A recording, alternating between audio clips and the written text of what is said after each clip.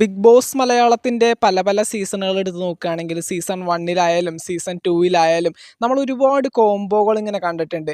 നമ്മുടെ പേളിയും ശ്രീനേഷും തമ്മിലുള്ള കോംബോ, അഖിലേട്ടനും ഷിജുചേട്ടനും തമ്മിലുള്ള കോംബോ, ജാസ്മിനും ഗബ്രിയും തമ്മിലുള്ള കോംബോ, അങ്ങനെ ഒരുപാട് ആഘോഷിക്കപ്പെട്ടതും അതുപോലെ തന്നെ ഒരുപാട് കോൺട്രവേഴ്സി ആയിട്ടുള്ള പല പല കോംബോസും ഈ പറയുന്ന പോലെ ബിഗ് ബോസ് ഹൗസിൽ ഉണ്ടായിട്ടുണ്ട്.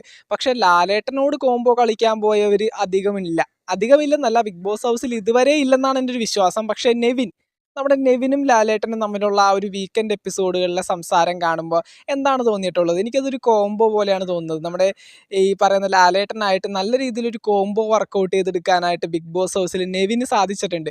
ഇന്നത്തെ വീക്കെൻഡ് എപ്പിസോഡിലും ഈ പറയുന്ന പോലെ ഇന്നത്തെ വന്നിരിക്കുന്ന എല്ലാ പ്രൊമോകളിലും നമുക്ക് വ്യക്തമായിട്ട് കാണാൻ സാധിക്കുന്നുണ്ട്. കിച്ചൺ ടീമിൽ ഒരു അടി ഉണ്ടായിരുന്നല്ലോ, നമ്മുടെ ആദില, നൂറ, അനുമോള് ബന്ധപ്പെട്ടൊരു ഫൈറ്റ് ഉണ്ടായിരുന്നു.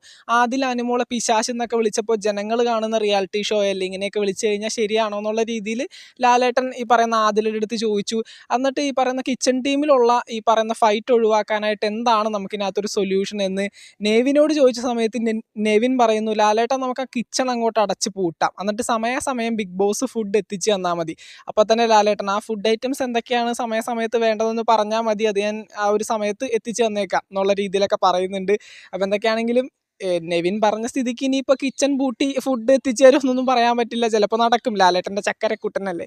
അതുപോലെ തന്നെ കേരളപ്പിറവി ബന്ധപ്പെട്ട് വന്ന പ്രമോയിലും നമ്മുടെ ലാലേട്ടൻ നെവിൻ ആ ഒരു കൂട്ടുകെട്ട് വ്യക്തമായിട്ട് കാണാൻ സാധിക്കുന്നുണ്ട്. എന്തൊക്കെയാണെങ്കിലും പലപ്പോഴും ലാലേട്ടനൊപ്പം ഒരു കോംബോ പോലെ വർക്കൗട്ട് ചെയ്തെടുക്കാനായിട്ട് നെവിന് സാധിച്ചിട്ടുണ്ട്. അത് പലപ്പോഴും ജനങ്ങളത് എൻജോയ് ചെയ്തിട്ടുണ്ട്. ചില സമയങ്ങളിൽ ദേഷ്യം വരാറുണ്ട്. കാരണം ഈ കഴിഞ്ഞ വീക്കെൻഡ് എപ്പിസോഡുകളിലൊക്കെ ഷാനവാസിനോടും അനുമോളോടൊക്കെ ഈ പറയുന്ന നെവിൻ ചെയ്തത് അത്ര ശരിയായിട്ടുള്ള ഏർപ്പാടൊന്നുമല്ല. അത് ലാലേട്ടൻ ഇതുപോലെ കോമഡി ആയിട്ട് ചോദിച്ചോ എന്ന് ചോദിച്ചു കഴിഞ്ഞാൽ ചോദിച്ചു, ചോദിച്ചില്ലേന്ന് ചോദിച്ചു കഴിഞ്ഞാലോ ചോദിച്ചില്ല. അത്രയും വളരെ സിമ്പിളായിട്ട് ആ ഒരു കാര്യത്തെ ഹാൻഡിൽ ചെയ്ത് വിട്ടു. അതൊക്കെ കാണുമ്പോൾ ജനങ്ങൾക്ക് പലപ്പോഴും ദേഷ്യം തോന്നിയിട്ടുണ്ട്. പക്ഷെ പലപ്പോഴും ഈ ഒരു കോംബോ പലർക്കും ഇഷ്ടം തോന്നിയിട്ടുണ്ട്. അത് കണ്ട് ചിരിച്ചവരുണ്ടാകാം. എന്തൊക്കെയാണെങ്കിലും നിങ്ങൾക്ക് എന്താണ് ഫീൽ ചെയ്തിട്ടുള്ളത്? തീർച്ചയായിട്ടും താഴെ കമൻറ്റ് ബോക്സിൽ രേഖപ്പെടുത്തുക. ബിഗ് ബോസ് മലയാളത്തിൻ്റെ മറ്റൊരു അപ്ഡേറ്റുമായിട്ട് നമുക്ക് വീണ്ടും കാണാം. താങ്ക്